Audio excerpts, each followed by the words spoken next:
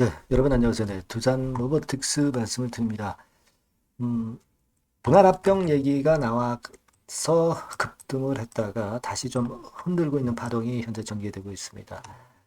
자, 근데 여기서 우리가 두산의 이번에 분할합병 조치가 옳으냐 그르냐, 네, 그리고 그게 가치를 제대로 평가하느냐 것이냐, 이런 부분을 떠나서 두산 로보틱스 주주 입장에서는 과연 이 분할합병건이 두산 로보틱스에 도움이 되는 건이냐, 네, 이걸 판단하는 게 제일 중요하다고 저는 봅니다. 지금은 두산의 분할 합병 자체의 시시비비를 가릴 게 아니라 두산 로보틱스 주주 입장에서는 두산 로보틱스의 주가 흐름에 어떻게 되느냐, 네, 이 부분만 좀 많이 생각하셨으면 좋겠어요. 네. 금감원에서 그 적정성 여부는 판단을 해줄 거고요. 그렇기 때문에 우리가 금감원의 어떤 적정한 판단이 나올 때까지는 희망을 가져갈 필요가 충분히 있지 않나 이런 생각을 하는데요. 자, 오늘 이에 대한 말씀을 좀 드리겠습니다.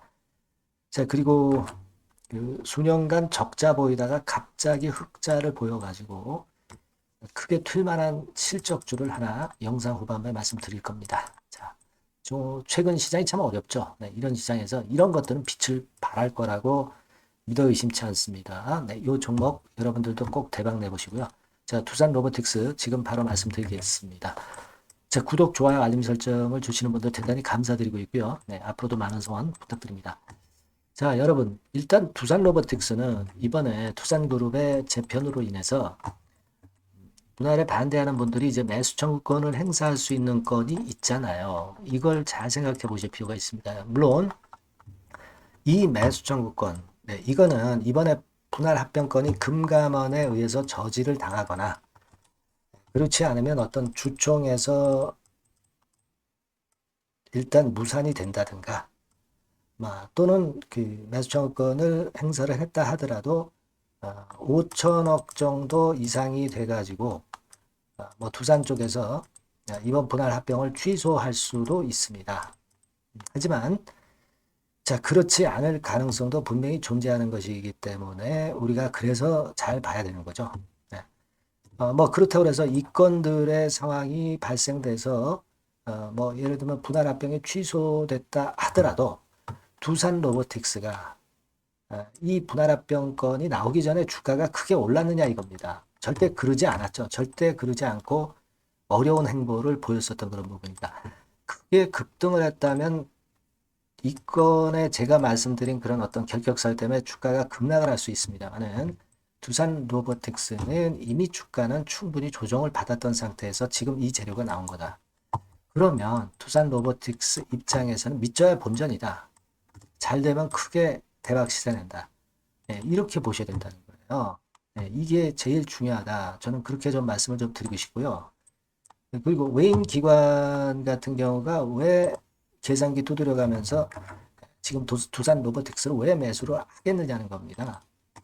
그만큼 두산 로보틱스의 주가 자체에 메리트가 있기 때문에 그런 거 아니냐. 이렇게 당연히 볼 수 있는 거고. 그리고 여러분 잘 아시다시피 그 매수 청구권 가격은 잘 아시죠? 네, 얼마입니까? 80,472원이에요. 네, 이 가격선입니다. 이번에 합병권이 일단 뭐 취소되거나 잘못되지 않는다면은 이 정도 가격에 사달라고 매수 청구권을 행사를 할 수가 있잖아요. 그죠? 이 기준일이 11월 10일로 변경돼 가지고 아직까지 시간이 꽤 남아 있거든요. 그러니까 주가 자체가 이렇게 어렵다 하더라도 매수 청구권 행사해서 여러분들이 나중에 뭐 8만 원, 8만 472원에 두산 로보틱스 사측에 사달라고 이제 매수 청구를 할 수가 있는 거예요. 그러니까 이런 어떤 방어막이 있단 말이에요. 그걸 생각하실 필요가 있다. 이렇게 봅니다. 물론 여기에는 제가 아까 말씀드렸던 대로 분할 합병이 취소가 되거나 5천억이 넘어가지고 또는 주총에서 뭐 부결이 되거나 뭐 이런 경우들이 있을 수 있고 또 매청권을 행사한 분들의 어떤 경쟁률이 또 있을 수도 있죠. 그럴 수도 있습니다만은 자, 이런 가능성이 이런 그 복병이 나타나지 않는다고 한다면 두산 로보틱스는 지금 가격에서 위쪽으로 치고 나갈 개연성이 상당히 큽니다. 그리고 사실 이번 분할 합병권에서 여러분들이 잘 아시겠지만 결과적으로 두산 로보틱스는 절대 손해보는 게 없다는 거죠. 네, 이런 구조로 두산 로보틱스 밑으로 캐시카우 능력이 엄청난 두산 밥켓이 들어오는 거란 말이에요. 두산 로보는 잃을 게 없다. 뭐 두산 밥켓이나 또는 어떤 두산 에너빌리티 주주들 이런 분들 입장에서는 좀 마이너스 요인이 있을 수도 있겠지만은 생각하기에 따라서 두산 로보틱스는 잃을 게 없다는 겁니다. 요걸 생각을 하실 필요가 있지 않느냐 이런 생각을 합니다. 그리고 시장 자체가 지금 잘 안 되는 시장입니다. 그래서 움직이는 종목들은 이 경영권 지분 변동 종목들이나 경영권 그 분쟁 종목들이나 또는 뭐 M&A 건에 대한 종목들, 지금 이 합병건도 마찬가지고 이런 종목들이 시세를 낼 수 있는 시장이다 이런 얘기예요. 시장의 맥락도 지금 두산 로보틱스와 맞다 이겁니다. 그래서 여러분들이 두산 로보틱스를 지금 갖고 계시다면은 제가 볼 때는 뭐 이런 기회에 더 추가하셔도 된다. 결론적으로는 좀 그렇게 보고 싶어요, 여러분. 그 말씀을 좀 드리고 싶었습니다. 그거 생각하시고요. 다만 이제 지금 변수가 될 수 있는 게 몇 가지 이제 제가 말씀드렸잖아요. 요건들에 대한 상황이 바뀌면 제가 뭐 바로 그 여러분들한테 사인을 드리고 정보를 드려야 될 거 아니에요. 그죠? 제가 뭐 영상을 매 시간마다 찍을 수는 없고. 그러니까 여러분들이 두산 로보틱스라고 꼭 문자를 주세요. 그러면 그분들에 한해서는 제가 정보를 드릴 수가 있잖아요. 지속적으로 업데이트를 할 수 있지 않습니까? 두산 로보틱스라고 요 바뀐 새로운 번호로 보내주시면 제가 최선을 다할 거고요. 이게 뭐 100% 무료입니다. 뭐 유료가 아니고요. 무료니까 이 정도 도움은 제가 드리도록 하겠습니다. 여러분들이 꼭 문자를 주셔야만이 정보 바로바로 받을 수 있죠. 자, 그렇게 말씀드릴게요. 그래서 우리가 윈윈 해야 됩니다. 그렇게 말씀드리고요. 제가 실적주 말씀드린다고 그랬죠. 자, 요거 지금 말씀드릴 테니까 말씀 잘 듣고 대박 내시기 바랍니다. 네, 여러분, 요즘 시장 한숨만 나오죠, 사실. 뭘 사도 그렇게 쉽지는 않아요. 자, 이럴 때는 여러분은 실적주를 하시는 거예요. 실적주. 이게 결국 돈이 됩니다. 우리가 이 단순한 실적 성장만을 하는 그런 실적주가 아니라 화끈하게 턴어라운드가 되는 그런 실적주를 찾아봤어요. 그래서 하나 찾아냈습니다. 여러분 사실 생각해 보세요. 요즘 같은 시장에서 순환매 하는데 그 순환매 여러분 다 맞출 수 있어요? 불규칙적으로 돌아가는 이 순환매 속에서 그 테마를 여러분들이 적당하게 적정 타이밍에 맞출 수 있냐 이거죠. 절대 쉽지 않다 이거예요. 이제 실적 시즌 임박했잖아요, 여러분. 그렇다면은 타이밍이 아주 기가 막히단 말이에요. 그래서 오늘은 이 실적주에 대해서 제가 하나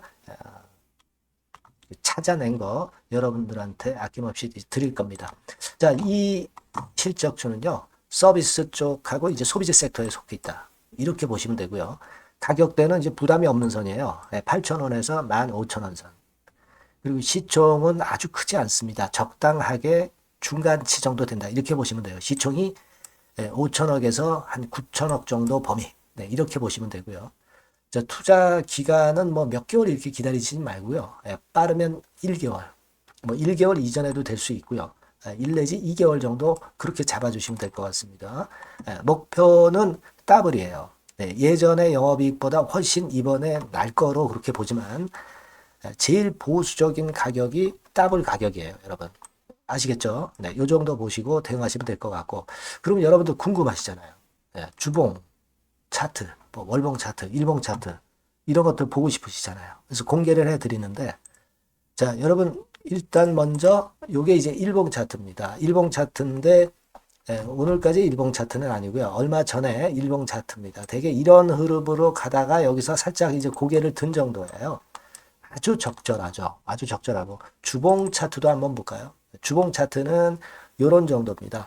과거에 여기서 이렇게 내려와 가지고 바닥을 계속 팠죠. 바닥을 파고 여기서 팔 것 같이 하면서 내려갈 것 같이 구덩이를 받다가 여기서부터 이제 치고 올라오는 거예요. 주봉 차트도 확실히 생바닥임을 그대로 나타내주고 있습니다. 월봉 차트 보면은 월봉 차트에서도 확인이 되지만 바닥이 만들어지고 있죠. 예. 그래서 이제 막 출발하는 종목이에요. 이미 급등한 종목은 소용이 없단 말이에요. 자, 이런 메리트가 있고, 자, 또 하나는요, 여러분, 영업이익 가지고 비교를 한번 해볼 필요가 있습니다. 요거 한번 보세요. 요때가 2018년의 주가 수준인데요.